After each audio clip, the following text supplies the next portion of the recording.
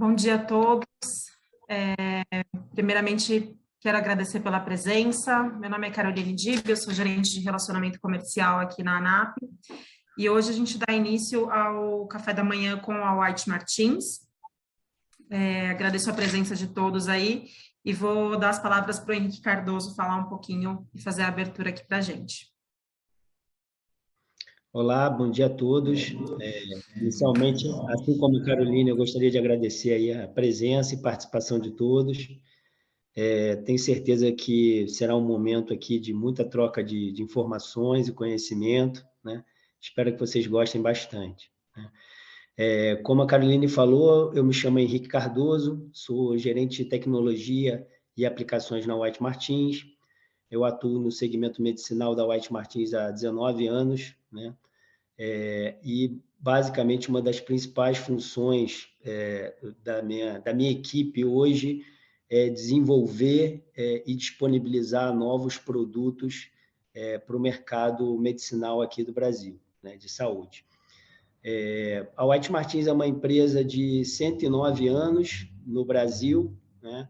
Atualmente, nós fazemos parte do grupo Lind, é a maior empresa de gases medicinais e industriais do mundo. Nós estamos presentes em mais de 100 países, temos em torno de 80 mil colaboradores, né?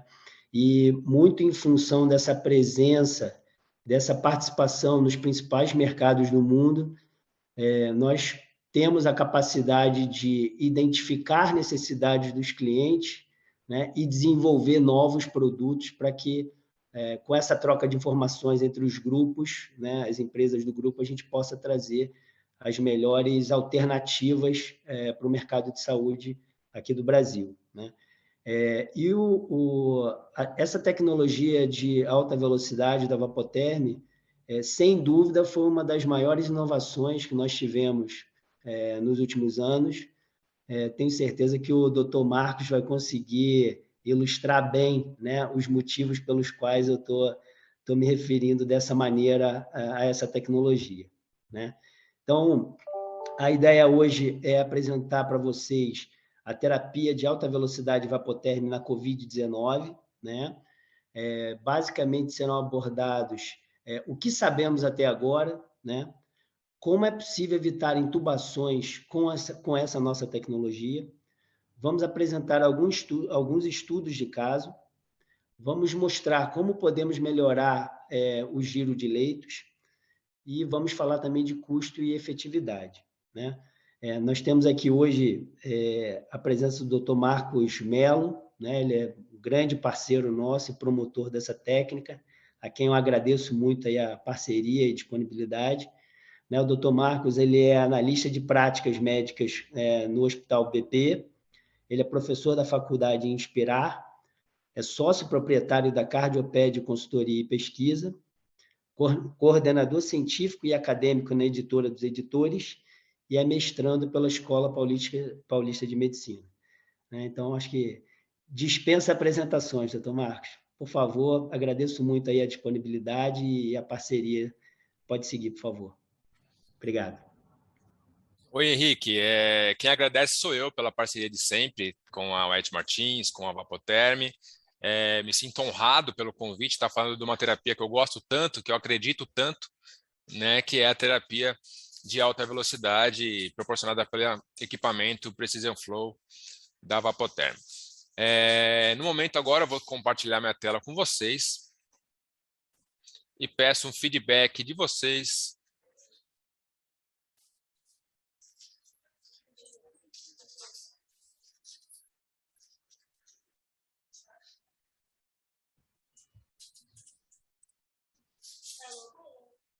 Vocês conseguem ver minha tela de apresentação?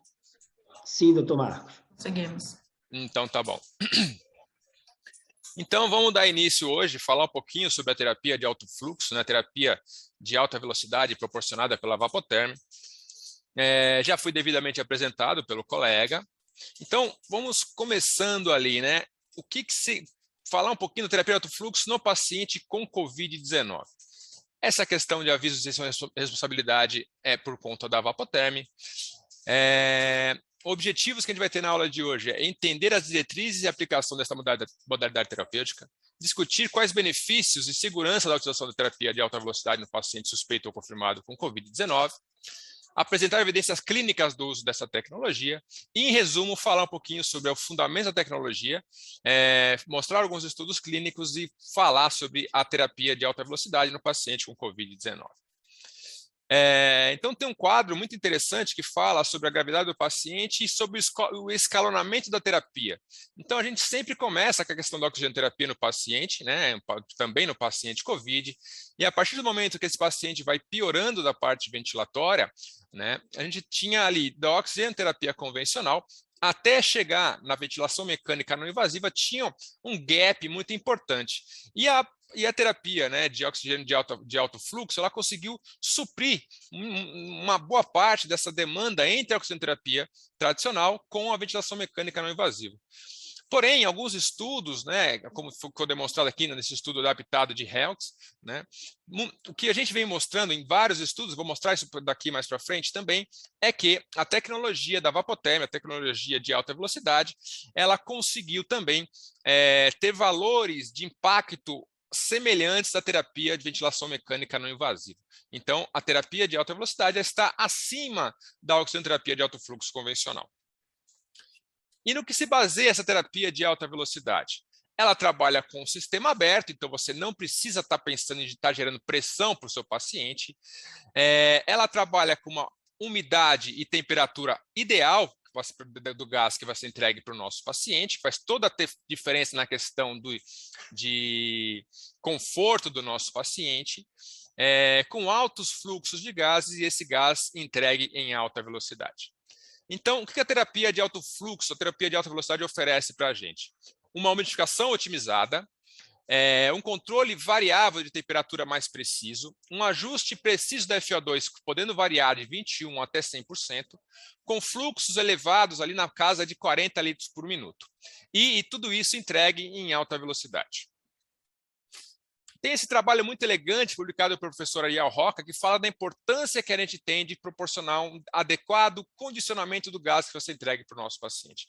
Então, o ideal da temperatura do gás, o condicionamento do gás dentro do nosso pulmão seria com uma temperatura de 37 graus, com uma umidade relativa do ar de 44 miligramas de água por litro, que equivale à umidade de 100%. Só que muitas vezes você não consegue atingir esse condicionamento com outras tecnologias. E qual que é a importância, primeiramente, da umidificação? Quando eu tenho uma umidificação adequada, que eu estou entregando para o meu paciente uma umidificação ideal, automaticamente eu tenho uma melhor tolerância e conforto do meu paciente.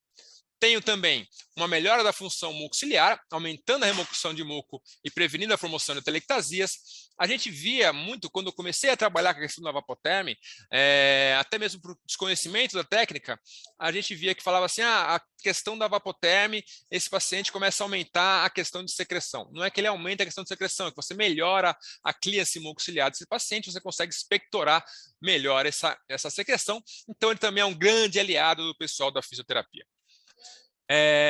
E através dessa diminuição de atelectasias, muco espesso, você também acaba gerando uma diminuição do esforço respiratório, porque você tem um aumento de áreas recrutadas da parte alveolar e uma diminuição da resistência à passagem do ar para o nosso paciente. Então, aqui tem um trabalho publicado pelo professor Bob Kaczmarek, que infelizmente nos deixou esse ano aí, e ele demonstrou justamente isso, que o estado fisiológico do gás dentro do pulmão é uma temperatura de 37 graus, com umidade relativa do ar de 100%, que equivale a 44 miligramas de água por litro.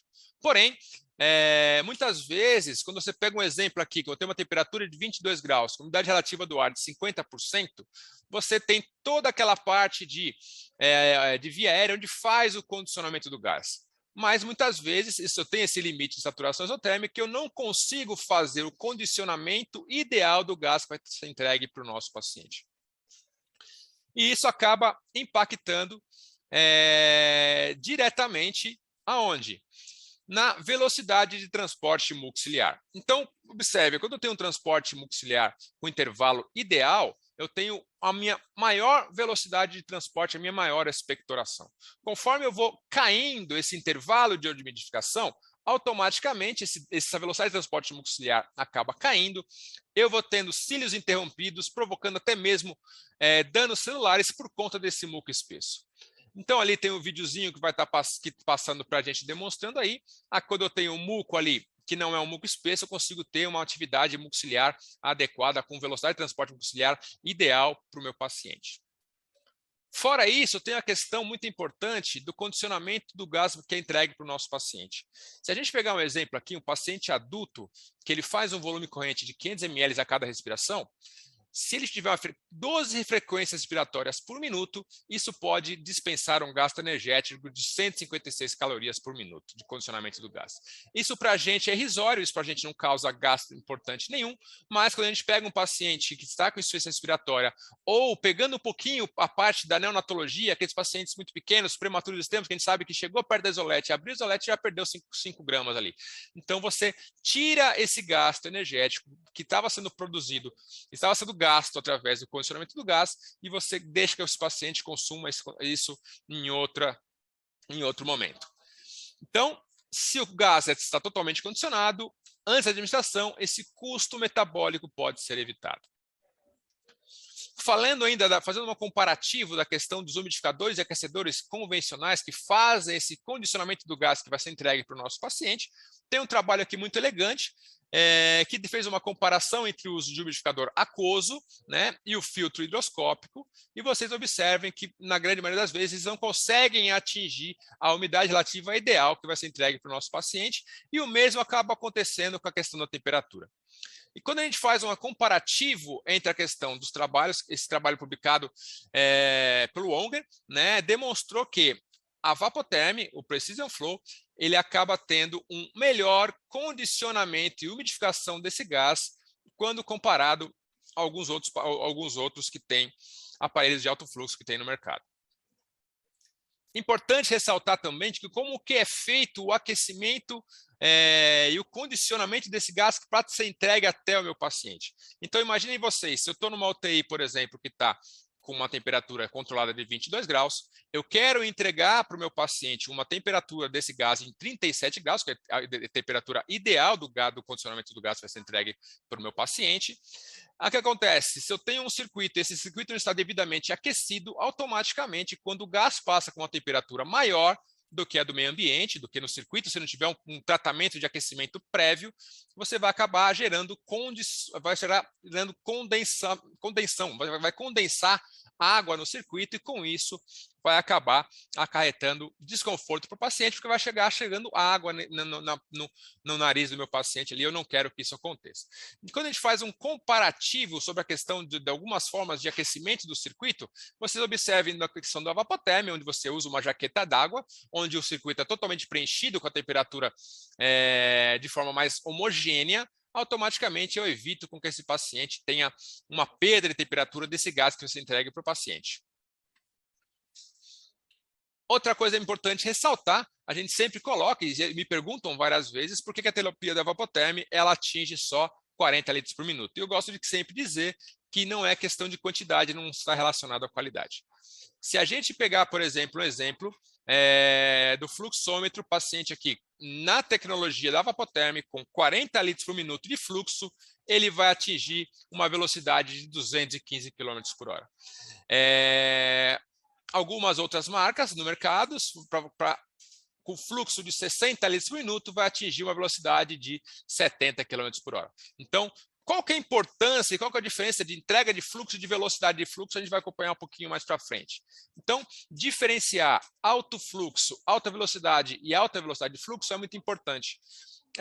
Tem um exemplo que eu sempre gosto de dar nas minhas aulas, que é a questão do fluxo de água na torneira, ali na mangueira. Então, eu estou regando o meu quintal e eu quero atingir aquele vaso que está lá no alto da minha parede ali. O que eu faço? Eu abro mais o registro? Não, simplesmente eu estreito a ponta da minha mangueira, automaticamente eu mantenho o mesmo fluxo de água, porém com uma vazão de velocidade muito maior, com isso eu consigo chegar mais longe.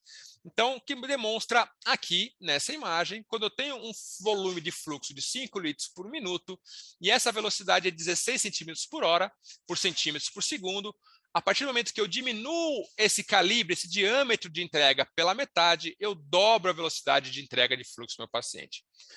E qual que é a importância disso? Esse artigo, né, publicado no Journal of Pulmonary Respiratory Medicine, é muito interessante que eles fazem uma alusão ali do que está sendo entregue de velocidade de fluxo e quanto que isso impacta. Então, se eu tenho um diâmetro de uma ponta da minha cânula mais fina, automaticamente vou ter um fluxo muito mais acelerado de entrega para o meu paciente. E o que isso impacta? Isso impacta que eu consigo fazer a lavagem do espaço morto anatômico, retirando o CO2 do espaço morto anatômico do paciente, muito mais rápido do que se eu tiver uma ponta de cânula com a ponta grossa. Aqui mais um comparativo, onde eu utilizo a ponta estreita, automaticamente eu consigo fazer a lavagem do espaço morto mais rapidamente. Isso impacta também na questão da insuficiência respiratória do meu paciente ali, porque é uma questão de reinalação de CO2. Então, olha que interessante nesse gráfico que eu consigo demonstrar nessa imagem. Quando eu tenho o preenchimento total da minha via aérea ali, eu acabo utilizando essa minha via aérea como um reservatório de gás fresco. É como se quando o paciente respirasse diretamente da glote. Então, durante a fase inspiratória, eu vou ter um fluxo otimizado através do cateter nasal de alto fluxo, e durante a fase expiratória, o paciente vai expirar contrário a um fluxo. Isso vai acabar fazendo o quê? Colocando uma resistência ao fluxo expiratório, igualando o ponto de igual pressão e diminuindo, assim, aumentando o meu tempo expiratório. Se eu tenho um aumento do tempo expiratório, automaticamente eu diminuo minha frequência respiratória, eu diminuo meu trabalho respiratório, automaticamente melhora o conforto do meu paciente. E uma das coisas que eu acho mais interessantes, mais importantes da terapia de alto fluxo, que eu estou reforçando e falando várias vezes aqui, é a questão da lavagem do espaço morto anatômico. Então, se a gente pegar um exemplo, o espaço morto anatômico constitui pelo menos 30% do volume corrente inspirado nos pacientes adultos, e em neonatos esse volume pode chegar até em 50%. Então, boa parte do que eu estou inalando, respirando no começo da inspiração é CO2 que ficou parado no espaço morto anatômico ao final de uma expiração. Então, se eu consigo automaticamente diminuir esse espaço morto anatômico, eu consigo também melhorar a minha ventilação alveolar. Então, como que isso ocorre? Se eu tenho a conta do volume minuto, que é volume corrente vezes frequência respiratória, eu vou ter o meu volume minuto. Qual que vai ser a minha ventilação alveolar? A minha ventilação alveolar vai ser o quê? A conta entre o volume corrente menos, né, a diminuição do espaço morto, que eu consigo isso através da terapia de alta velocidade, vezes a frequência respiratória. Então, eu consigo melhorar a minha ventilação alveolar sem aumentar volume corrente e sem aumentar a frequência respiratória. Então, resumindo, o mecanismo de ação da tecnologia de alta velocidade, quais são os efeitos e o mecanismo? Então, para gerar uma diminuição do trabalho respiratório, eu tenho uma diminuição da diluição de FO2. Por que isso ocorre? Porque o fluxo gerado pelo aparelho da Vapotherm é maior do que o fluxo expirado do paciente. Automaticamente, eu diminuo a diluição do FO2 para o meu paciente. Aliás, eu consigo dar o FO2 que eu pré-determinei, eu não tenho a diluição dessa FO2 com o CO2 que está parado no espaço morto anatômico. Então, através dessa lavagem do espaço morto anatômico, eu também tenho uma diminuição da reinalação de CO2. Juntamente com isso, eu tenho uma menor resistência das vias aéreas, eu tenho um fluxo expiratório facilitado, é uma terapia que tem baixa repercussão hemodinâmica, porque não interfere em pré e pós-carga durante a fase respiratória, que a gente sabe que isso acontece tanto na ventilação mecânica invasiva quanto na ventilação mecânica não invasiva, e também por conta desse fluxo expiratório mais prolongado, eu tenho reposicionamento do ponto de igual pressão e, através disso, um aumento do tempo expiratório, que também vai me levar a uma diminuição do trabalho ventilatório. E pensando em condições do nosso paciente, quais são os pacientes que eu posso fazer uso da terapia de alto fluxo? Então, pacientes com DPOC, pacientes com insuficiência cardíaca congestiva, asma, pneumonia, bronquiolite, pacientes com influenza e também nos pacientes com COVID-19.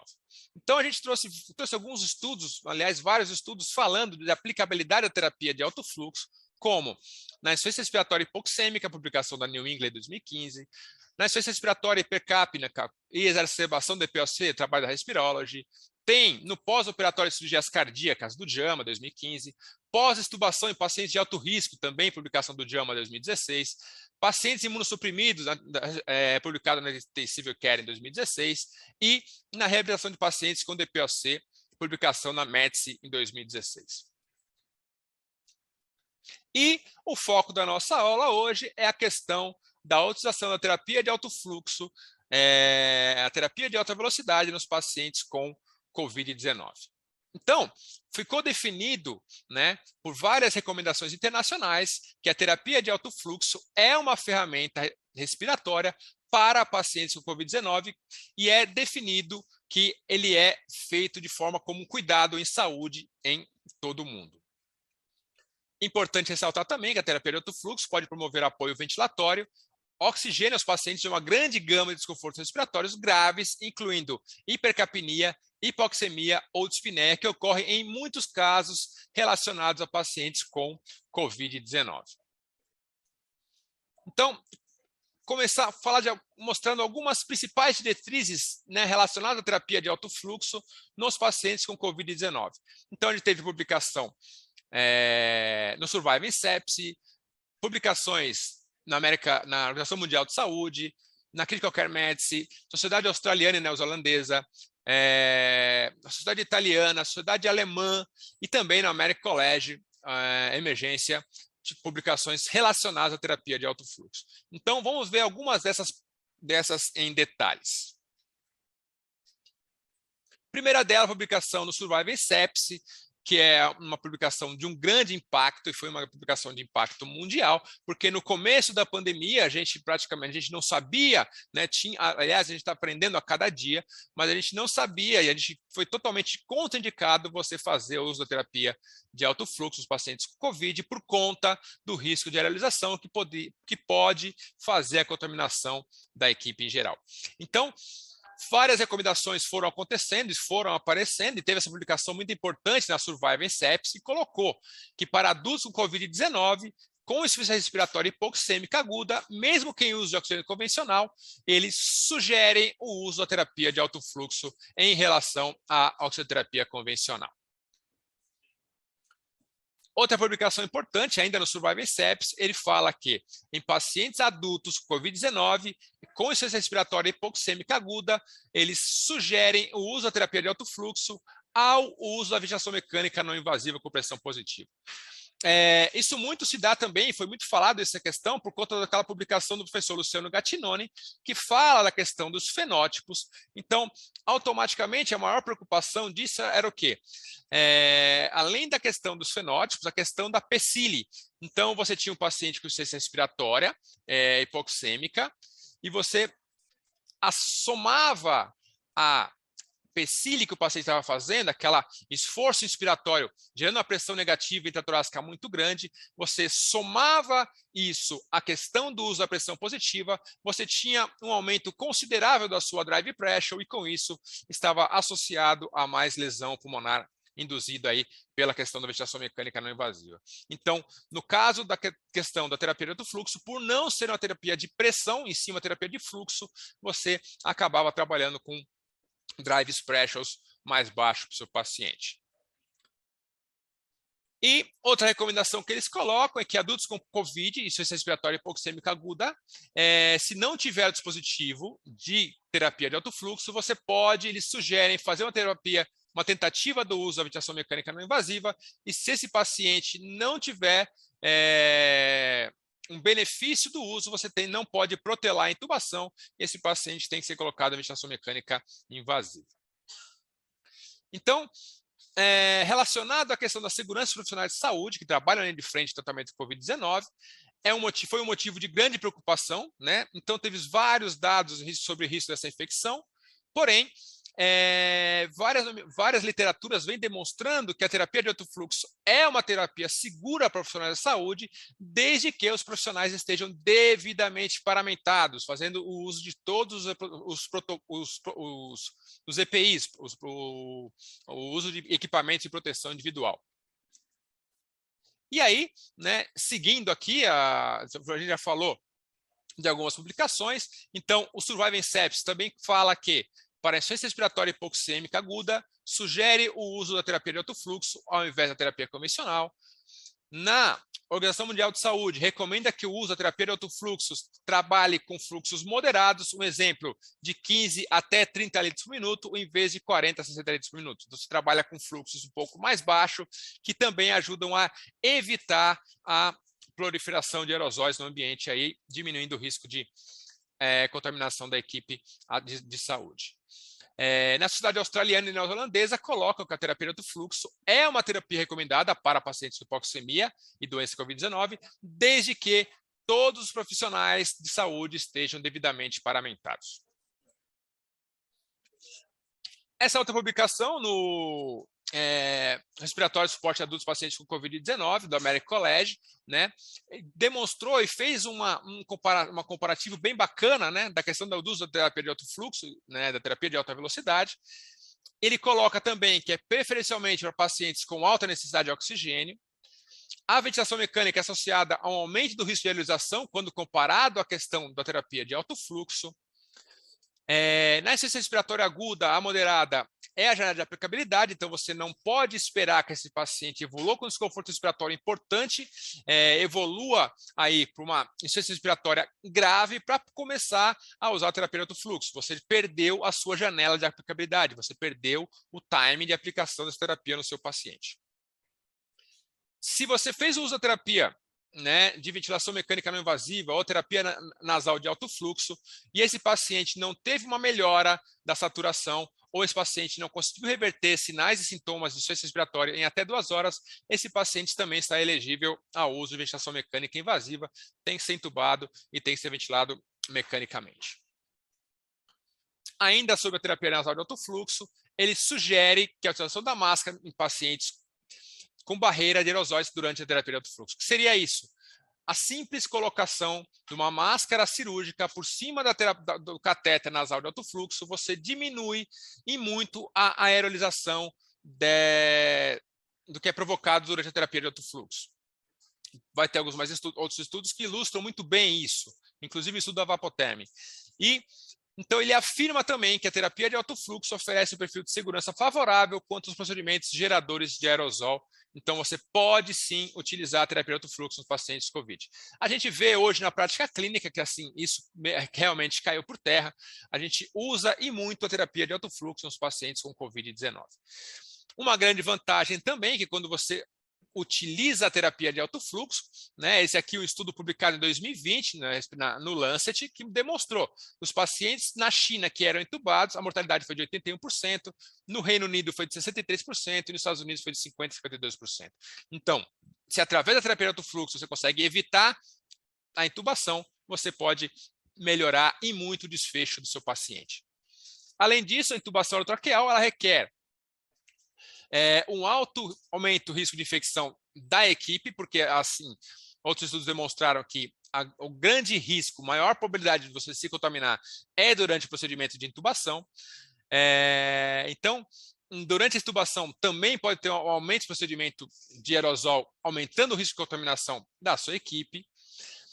Durante a ventilação mecânica, você precisa ter uma equipe de ventilação que conduza uma ventilação mecânica de forma adequada. A gente sabe que durante o Covid a gente sofreu muito com isso, principalmente quando a gente saía dos grandes centros, equipes que não tinham grande conhecimento de ventilar pacientes graves e tinham que ventilar pacientes Covid, onde muitos profissionais com extrema experiência não tinham dificuldade de ventilar esses pacientes.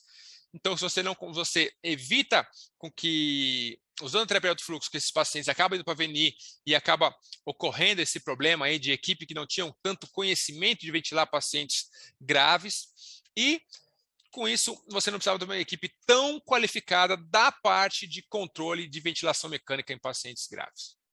Então, em resumo, se por meio da terapia de alto fluxo conseguimos diminuir a taxa de intubação, logo podemos diminuir a taxa de complicações relacionadas à intubação orotraqueal. E como que a gente pode identificar quais são os pacientes que são elegíveis ao uso da terapia de alto fluxo, né? Então, foi demonstrado também pelo professor Luciano Gattinoni a questão do fenótipo, que hoje ainda é muito discutido, mas pensando fisiologicamente faz muito sentido. Em qual paciente que a gente pode ver que vai se beneficiar da usoterapia de alto fluxo ou até mesmo da ventilação mecânica não invasiva? São os pacientes fenótipo low, né? Hipoxemia silenciosa, onde ele não tem piora da complacência, ele tem ainda não tem uma área de colapso pulmonar tão importante. A partir do momento que você tem um paciente que já evoluiu com uma síndrome de desconforto respiratório agudo grave, né, um fenótipo high, com piora da complacência, piora de partes de troca gasosa, automaticamente esses pacientes eles têm indicação em critério para intubação orotraqueal. Aqui só a parte dos fenótipos, também que a gente vale ressaltar, que quando eu tenho o fenótipo L, o fenótipo low, se esse paciente não for bem conduzido, ele vai passar por uma etapa de transição e pode evoluir para o fenótipo high, que evolui com síndrome de desconforto respiratório agudo grave. Ainda bem, né, graças a Deus, que a gente vê que a maioria dos pacientes que acabam evoluindo com COVID, 70%, 80%, os estudos vêm mostrando que eles acabam evoluindo com hipoxemia silenciosa, o fenótipo low, né, ou alguns deles passando pela fase de transição, e apenas 20% a 30% evoluem para a parte mais grave, que aí esse paciente tem que ser ventilados mecanicamente. Aqui só uma fotinha com o professor Luciano Gattinoni. E aí, seguindo na questão do uso da terapia de alto fluxo dos pacientes com COVID-19, questão da aerolização, a terapia de alto fluxo tem o risco de produção de aerosol, sim, mas esse fluxo pode ser muito diminuído quando comparado a vários outros procedimentos que a gente trabalha na nossa equipe. Então, a equipe de saúde, estando sempre bem paramentada, você pode usar tranquilamente a terapia de alto fluxo. Então, se a gente fizer um comparativo aqui, nesse trabalho publicado agora em 2020, ele demonstrou para a gente aqui, se a gente fizer um comparativo aqui, ó, a cânula lateral de alto fluxo, com fluxo de 30 litros por minuto, tem uma dispersão de 13 centímetros de distância. Se a gente comparar isso a uma máscara não inalante, chega a 24, com 10 litros por minuto. A máscara de Venturi, com uma FO2 a 40%, com apenas 6 litros por minuto, ela tem uma dispersão de 39 centímetros de distância. Então, você vê que a máscara de Venturi, ela causa muito mais aerolização, tanto é que ela foi totalmente contraindicada durante o seu uso no paciente com COVID-19. Esse trabalho publicado na New England demonstrou também, que relata que a produção de aerosol em gotas geradas durante a fala implica na transmissão de vírus de pessoas para pessoas e busca compreender os mecanismos responsáveis pela disseminação da COVID-19 por esses meios. Então, a grande parte, né, durante a fala, que a gente tem aquelas pequenas gotículas que caem no chão, elas têm pouco tempo de duração no ambiente. Porém, se tiver a questão da aerolização, esse tempo dessas permanências gotículas pode ficar por um tempo muito mais prolongado no ar, aumentando o risco de transmissão de pessoa para pessoa. Essa outra publicação no PLOS-ONE, né, que fala sobre também a questão de aerolização e coloca alguns argumentos que são alguns procedimentos que são potencialmente capazes de gerar aerolizações. E campeão nisso daí é a questão da intubação orotraqueal, né, como a gente vai poder mostrar para vocês alguns slides mais para frente. A questão da ventilação mecânica não invasiva, isso também está associada ao aumento de aerolização.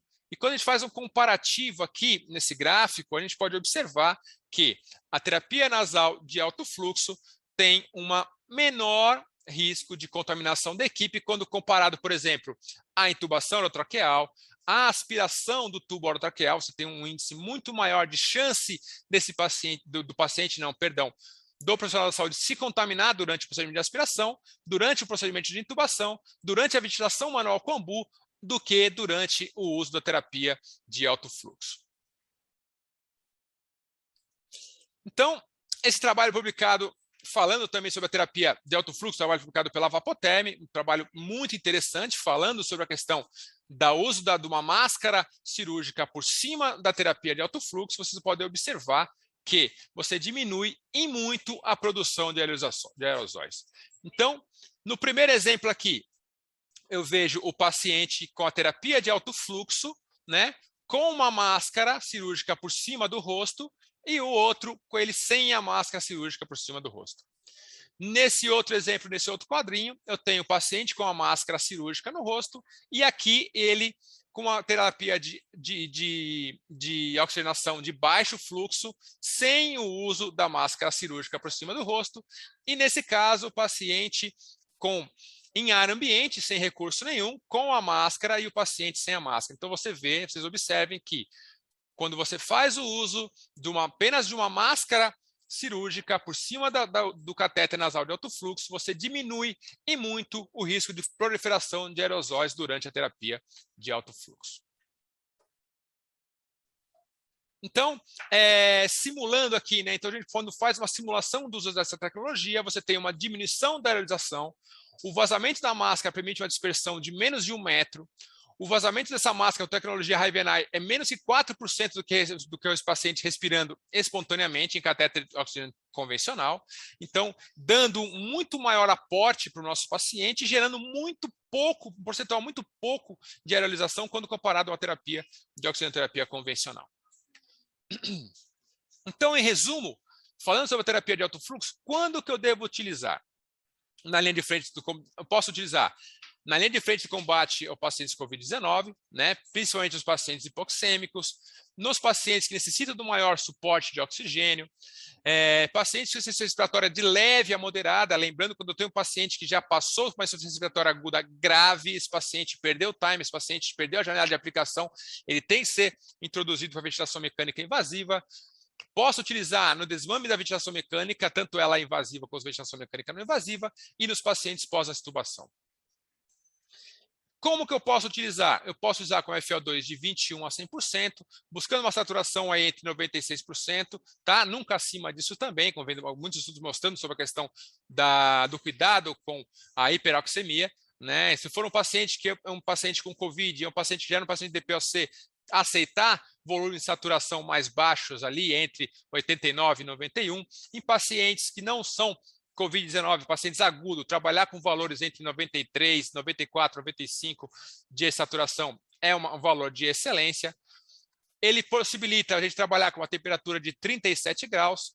É importante checar os sinais vitais desse paciente em curto espaço de tempo, fazer uma análise da tolerância desse paciente. Se esse paciente teve uma melhora dos sintomas em 30 a 50 minutos, se esse paciente não teve uma melhora dos sintomas, automaticamente esse paciente interrompe a terapia, esse paciente tem que ser introduzido para ventilação mecânica invasiva.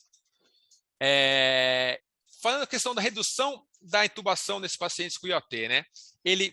O paciente, eu fiz a terapia de alto fluxo e esse paciente não respondeu e teve que ser intubado. Eu posso voltar a utilizar? Sim, eu posso, porque ele vai auxiliar no desmame da ventilação mecânica, ele vai produzir, após a intubação, maior conforto para o meu paciente e melhora da aceitabilidade da terapia em relação ao uso da ventilação mecânica não invasiva. Tá.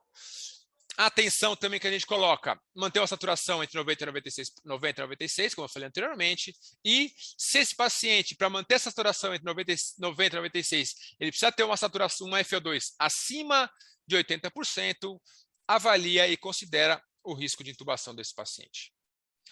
Aqui eu trouxe um caso clínico para discutir com vocês, um caso que me chamou muita atenção, foi um paciente de 19 anos, paciente que era obeso, tinha um Glasgow de 15, ele tinha um diagnóstico de COVID-19 positivo, não tinha nenhum outro comprometimento, ele evoluiu com uma tomografia de tórax com 50% de vidro despolido, com uma relação PO2-FO2 na casa de 110, com a saturação de 92% em máscara não renalante, a 15 litros por minuto.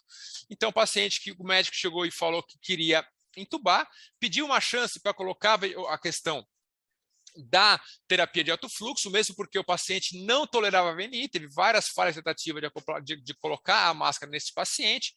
Fizemos o uso da terapia de alto fluxo associada à pronativa, apesar de a gente ver que recentemente saiu um estudo demonstrando que fizeram um comparativo nos pacientes que faziam a pronativa e não faziam a pronativa, não teve desfecho significativo. Porém, nesse paciente, no paciente obeso, ele fez uso da terapia de alta velocidade associada à pronativa e após 15 a 20 minutos da terapia de alto fluxo, ele teve uma melhora do padrão respiratório, melhora da saturação e depois de 40 minutos aproximadamente, a gente conseguiu já começar a desmamar o FO2 da terapia de alto fluxo desse paciente, devagarzinho ali, mas foi um paciente que já estava pré-tubo, que não tolerava o uso da ventilação mecânica não invasiva, e através do uso da terapia de alta velocidade, conseguimos evitar a intubação desse paciente.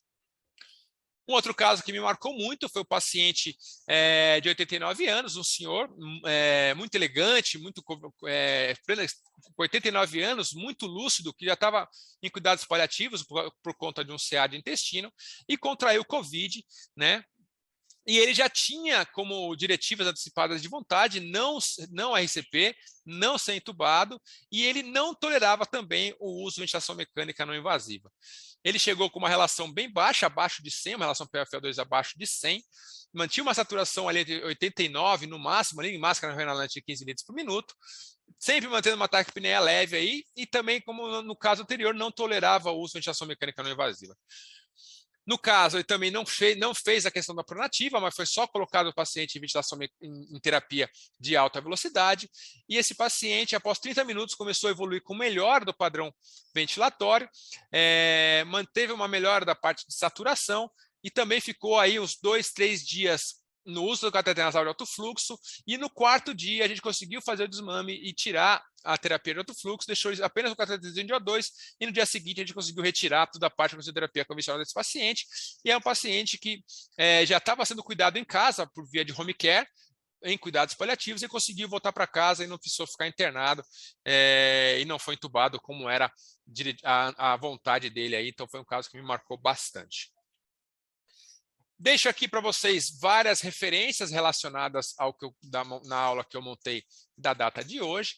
Então, tem uma série de publicações relacionadas à terapia de alto fluxo no paciente COVID e também pacientes que não eram COVID. Deixo aqui também todos os meus contatos, que a gente quiser trocar alguma ideia de terapia de alto fluxo, ventilação mecânica, né, sobre fisioterapia, o que vocês quiserem comentar de coisas relacionadas à terapia intensiva, são coisas que me agradam bastante.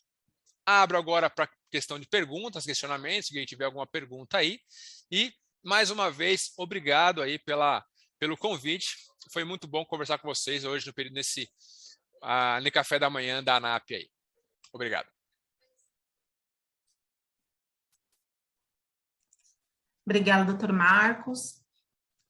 A gente tem aqui algumas perguntas aqui no chat para a gente responder já. O Enio pergunta se quando usa a máscara, se não ocorre retorno ou a contaminação de CO2 que afete o paciente. Excelente pergunta. Isso não ocorre por causa, como eu falei anteriormente, da parte de fisiologia da própria terapia de alta velocidade. Por eu provocar, né, por eu ter um fluxo muito aumentado da terapia de alto fluxo, eu consigo fazer a lavagem do espaço morto anatômico desse meu paciente. Então, ele vai usar esse nosso espaço morto como reservatório de gás fresco, evitando assim também a reinalação de CO2. Então, a demanda ventilatória do paciente é menor do que o fluxo da terapia de alta velocidade. Então, automaticamente, ele consegue lavar esse CO2 que poderia estar retornando da máscara mais rápido do que o paciente respira, o paciente exala. Então, automaticamente, eu não tenho o risco de reinalação de CO2. Um fator muito parecido, que até chegaram a utilizar, alguns lugares que utilizaram o helmet, e eles tinham o problema de utilizar a VNI com o capacete, por conta de espaço morto muito aumentado, e isso acabava retendo o CO2. Então, teve alguns trabalhos, vão ser publicados ainda, fazendo uso também da helmet com a terapia nasal de alto fluxo, de alta velocidade, para lavar esse espaço morto anatômico. Então, esse risco da questão de reinalar por conta da máscara é muito diminuído. Aí você não tem esse risco, não. Perfeito. Doutor Marcos, só para pedir para você parar o compartilhamento, por favor. Eu já tentei algumas vezes aqui, eu tô procurando aqui como é que eu faço aqui, rapaz. Em cima vai ter um vermelhinho Stop Share. Pronto. Aí, pronto. Obrigado. Existe tempo limite para uso da terapia, doutor? Esse tempo limite é muito relativo. O que a gente observa é que eu tenho alguma experiência em 2 cenários. Eu tenho a experiência no cenário de uma criança cardiopata, onde eu faço o desmame dele muito mais lento, num pós-extubação, por exemplo. Então, por exemplo, se eu tenho uma criança cardiopata congênito, uma cirurgia com RAX maior que 3, o RAX 4, 5, automaticamente após a extubação eu coloco esse paciente na terapia nasal de alto fluxo. Então, esse paciente vai permanecer por um tempo maior ali, chegando até uma semana na terapia de alto fluxo, né? Alguns nos casos mais prolongados. Mas, em via de regra, se eu coloco o paciente por conta de uma insuficiência respiratória, vai ser 2, 3 dias. Mas a questão de tempo, se a gente for colocar, por exemplo, em pacientes paliativos, onde eu não quero visar, prolongar, aumentar a FO2, não, estou pensando em medidas de conforto, você vai usar por um tempinho maior, mais prolongado essa terapia. Vai depender do que você quer para o seu paciente, mas provocar alguma questão de lesão por uso mais prolongado, como acontece muito com a questão da VNI, que faz lesão de face por causa da pressão da máscara no rosto do paciente, você não vai ter esse problema. E fora que, por ser muito mais confortável o paciente, o próprio paciente não vai ter tanto desconforto. Então, hoje, você vê que é mais difícil às vezes, a gente tirar, porque o paciente quer manter aquela ventilação, do que problemas em manter por um tempo mais prolongado. Mas não, eu acho que... Nem em caso de Covid, não tem... Nem em caso de Covid. Uma coisa assim, se eu não posso protelar uma intubação. Se eu estou colocando a terapia de alta velocidade e o meu paciente não está apresentando melhora, aí eu vou falar para você. Como foi falado anteriormente, eu coloquei por conta de uma insuficiência respiratória, deu ali 30 minutos, 40 minutos, o paciente não observou nenhuma melhora, nem de questão de gasometria, questão de saturação ou de padrão respiratório, esse paciente tem que ser intubado. Eu não posso protelar uma intubação, que é diferente de eu manter uma terapia mais prolongada. Se esse meu paciente apresentou uma melhora e vem apresentando melhora, e eu tenho que fazer um desmame mais prolongado desse paciente, tudo bem, eu posso fazer isso. O que eu não posso fazer é protelar uma intubação. Legal. E o Thiago pede aqui no nosso chat para você explicar um pouquinho melhor sobre a questão da velocidade ter a ver com a maior eficiência da terapia, né? Sobre a qualidade, não a quantidade de quando você falou sobre os 40 litros por minuto. Ah, legal. Então, como eu falei anteriormente, quando você tem uma terapia, por exemplo, da vapotérmia, onde eu tenho uma cânula que tem uma ponta mais estreita, automaticamente eu tenho uma maior velocidade de entrega de fluxo para o meu paciente, eu consigo lavar esse espaço morto anatômico muito mais rápido do que se eu tenho uma ponta mais grossa ali, com diâmetro maior. Então, o que isso vai interferir? Se eu consigo lavar mais rápido, automaticamente eu tenho fluxo mais facilitado, eu consigo fazer com que a demanda ventilatória do meu paciente seja menor do que a demanda do aparelho. Então, toda vez que o paciente respirar, ele vai pegar um gás puro e fresco, livre do CO2 que ficou exalado ao final da expiração. Se esse fluxo, essa velocidade não é tão rápida, automaticamente esse paciente pode ter o risco de reinalar CO2 que ficou parado no espaço morto ao final de uma expiração. Então, você desmama primeiro o fluxo e depois o oxigênio? Não, primeiro eu desmamo o oxigênio, depois o fluxo. Isso. Perfeito, né? perfeito. É diferente. A questão aí, não estou muito preocupado com a questão do FO2, mas sim da lavagem do CO2 que ficou preso na via aérea ao final da expiração. Tá, então isso a gente responde também aqui a pergunta da Bruna, que fala sobre a orientação do desmame da Covid também, né? Também. Sempre que a gente for trabalhar com terapia de alto fluxo, terapia de alta velocidade, você sempre vai diminuir primeiro a FO2 para depois você diminuir o fluxo do paciente.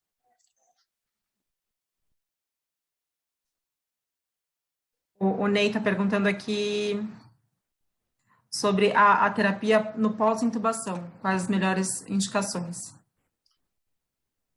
Pós-intubação, você quer dizer depois que esse paciente foi intubado e ele foi intubado e vai para a terapia de alto fluxo? Isso. Tem um artigo que saiu recentemente, que acho que foi o ano passado, né, que ele fala do top 10 fatores que a gente tem que fazer para garantir que esse paciente não seja reintubado no desmame. Beleza, entendi. Então, tem um artigo, que, como eu falei anteriormente, saiu agora, publicado recentemente, que fala do top 10 fatores, saiu publicado na Critical Care, que a gente pode levar em consideração para evitar o risco de falha de extubação desse paciente. Então, ele levanta alguns pontos, como despertar diário, TRE, e ele coloca muito, uma parte que eu mais gostei do artigo, a questão do uso da terapia de alto fluxo associada à questão da ventilação mecânica não invasiva. Então, outro ponto, se eu tenho um paciente que é criticamente doente, se eu vou estubar esse paciente, ele já tem uma indicação da terapia de alto fluxo. Você só vai estubar um paciente, colocar na oxigenoterapia convencional, aquele paciente que a gente chama na UTI, ali, o paciente liso, um paciente que ficou pouco tempo no procedimento cirúrgico, uma cirurgia, por exemplo, de apendicite, que ele foi estubado, você coloca, não tem nenhum comprometimento prévio, não tem nenhuma comorbidade, não é um cardiopata, não é um pneumopata, é um paciente extremamente liso, você pode colocar a oxigenoterapia convencional. Se esse paciente tem alguma comorbidade, tem mais que 7 dias de ventilação mecânica, se esse paciente tem uma escala de SOFA aumentado, esse paciente tem indicação de fazer uso da terapia do fluxo, sim. Né? E isso foi muito bem publicado nesse trabalho aí, acho que foi uma grande sacada que eles colocaram aí. Tem também o estudo Doshi que demonstrou isso também, né? Que quando você faz a terapia de alto fluxo, lembrando que a gente vai diferenciar a terapia de alto fluxo convencional e a terapia da vapotérmica, que a gente chama de terapia de alta velocidade, que tem valores de publicações referentes à questão da ventilação mecânica não invasiva, você estubar o paciente e fazer uso da ventilação mecânica não invasiva ou da terapia de alta velocidade, você melhora o desfecho do seu paciente pós-extubação. Bom, não sei se alguém tem mais alguma pergunta. Henrique, quer complementar também alguma coisa? A gente agradece, Dr. Marcos, Henrique, o time da White Martins e a participação de todos aqui no nosso café da manhã. Acho que tem mais uma pergunta aí, se der tempo. Chegou agora. Ah, dá tempo. Aqui atribui as maiores causas da falha da terapia, doutora, o que pode chamar de desmame precoce, de terapia de alto fluxo, que você pode chamar de desmame precoce. Principais falhas da terapia de alto fluxo. A BP foi um dos primeiros lugares a começar a trabalhar com a terapia de alto fluxo de alta velocidade aqui da Vapotherm no Brasil. E qual que era a nossa maior dificuldade? Saber a real indicação. Né, saber o lugar, a hora de aplicar. Então, não esperar o paciente evoluir com um esforço respiratório importante, evoluir com uma insuficiência respiratória grave para colocar esse paciente na uso da terapia. A terapia não faz milagre, ela tem que ser bem condicionada. E essa falha, eu pontuo muito com a questão da curvatura de aprendizado. Quando você conhece bem a técnica, você começa a utilizar a técnica com maior volume, você entende qual paciente vai se beneficiar disso. Né? E a questão do desmame, como ela colocou, é muito importante isso, e é uma briga que a gente tinha da fisioterapia, até um pouco com a equipe médica, na questão deles fazerem o desmame muito rápido do paciente. Então, calma, você pode fazer o desmame sim, né? E como ela colocou na pergunta, às vezes acontece sim, de você coloca a terapia de alto fluxo, o paciente fica bem em pouco tempo, tem trabalhos demonstrando que pacientes no pronto-socorro, que após 15 minutos de instalação da terapia de alto fluxo, o paciente já apresenta melhora respiratória. Isso acaba causando o quê? Um impacto de que o paciente já melhorou, o paciente já está bem, e você acaba tirando a terapia de forma muito abrupta. Isso acaba tendo que retornar tudo que você tinha ganhado, porque você não fez um desmame um pouquinho mais lento desse paciente. Perfeito. Obrigada, doutor. Henrique?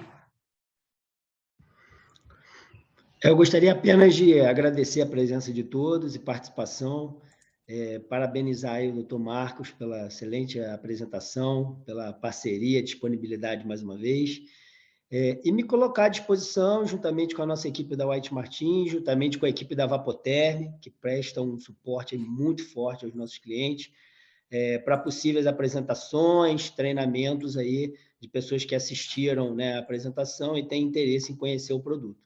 Tá? Estamos à disposição para desenvolver e trabalhar o desenvolvimento desse produto diretamente aí nos clientes. Bacana. Obrigado. Em nome da ANAP, a gente agradece também, agradecemos ao White Martins, ao Dr. Marcos e a todos os participantes aqui, e também deixo o convite aqui novamente para se inscreverem no CONAP e participarem com a gente aí daqui um mês no nosso principal congresso aí. Obrigada, gente. Obrigado, mais uma vez agradeço o convite aí. Obrigado, Henrique, pelo convite. Obrigado, ANAP, pelo espaço. É sempre bom a gente falar daquilo que a gente gosta. Parabéns, Marcos. Obrigado. Obrigado. Parabéns, Valeu. obrigada. Obrigado, gente. Tchau, tchau. Tchau, tchau.